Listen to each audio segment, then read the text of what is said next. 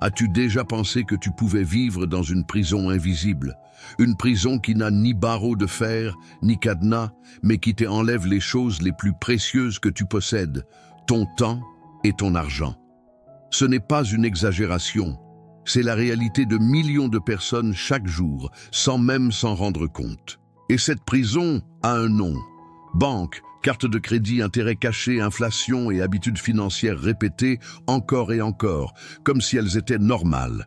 Le pire, tu crois prendre des décisions libres, alors que, en réalité, tu joues un jeu dont les règles ont été écrites pour que tu perdes dès le départ. Réfléchis bien. Si tu laisses 5 000 € dormir à la banque, l'inflation les grignote année après année. Savais-tu qu'en moyenne, ce que tu achètes aujourd'hui pour 5 000, il te faudra 5 500 ou plus l'année prochaine pour acquérir la même chose? Cela veut dire que sans rien faire, tu t'appauvris. Voilà le piège silencieux. Le système n'a pas besoin de te voler directement. Il a déjà prévu que ton argent perde de la valeur chaque jour.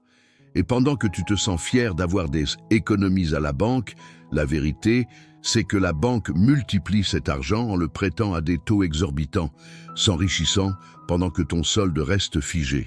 Mais la prison invisible ne s'arrête pas là.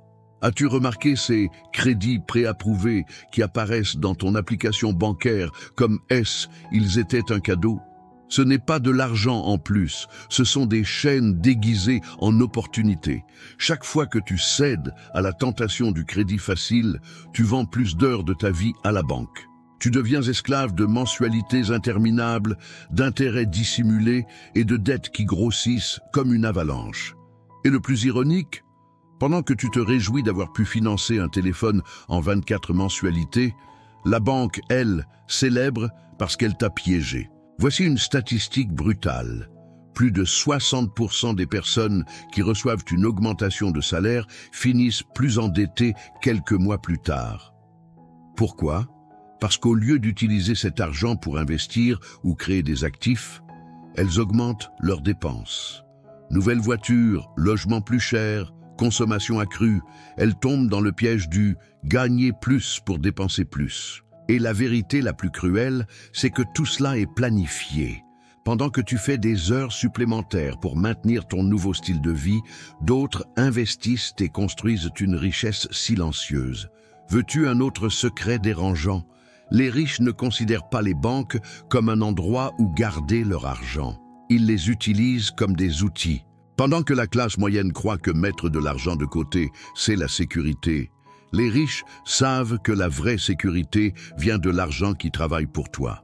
Fonds d'investissement, immobilier, actions, entreprises générant des flux de trésorerie. Tout cela se multiplie pendant qu'ils dorment. Voilà pourquoi tu travailles 8 ou 10 heures par jour et n'avances pas, tandis qu'eux vivent de dividendes et de revenus passifs. Et voici le coup final. La prison invisible manipule aussi ton esprit. Elle te fait croire qu'investir est dangereux, que la bourse est un casino, que ce n'est pas pour toi. Combien de fois l'as-tu entendu? Ces phrases sont plantées par le système lui-même pour que tu restes dépendant de la banque. Mais la vérité, c'est que le plus grand risque n'est pas d'investir. Le plus grand risque, c'est de ne pas investir. C'est laisser le temps passer, l'inflation détruire ton argent et arriver à la retraite les mains vides après toute une vie de travail. Réfléchis. Combien de temps as-tu perdu en croyant que épargner suffisait? Combien de fois as-tu dit « je n'ai pas d'argent pour investir », puis dépensé dans des choses inutiles, dans les apparences, dans le statut? Voilà la chaîne la plus lourde de toutes. La mentalité qui te fait croire que tu ne peux pas t'échapper. Le système veut que tu te moques de ceux qui épargnent, de ceux qui investissent, de ceux qui vivent avec discipline. Parce que tant que tout le monde se moque, personne ne sort du cycle. Travailler, payer, survivre, recommencer. Alors, laisse-moi te provoquer. Et si tu étais enfermé dans cette prison depuis des années sans le savoir? Et si chaque décision que tu croyais être un choix libre, le crédit, le financement, la carte, n'était en réalité qu'une nouvelle chaîne? La prison invisible existe, et la seule issue, c'est de changer ta mentalité. comprendre enfin comment fonctionne réellement l'argent et utiliser ces mêmes règles en ta faveur. Alors dis-moi en commentaire, quelle est la chaîne invisible qui te retient prisonnier? Est-ce le consumérisme, les dettes, la peur d'investir ou cette croyance que c'est impossible d'en sortir?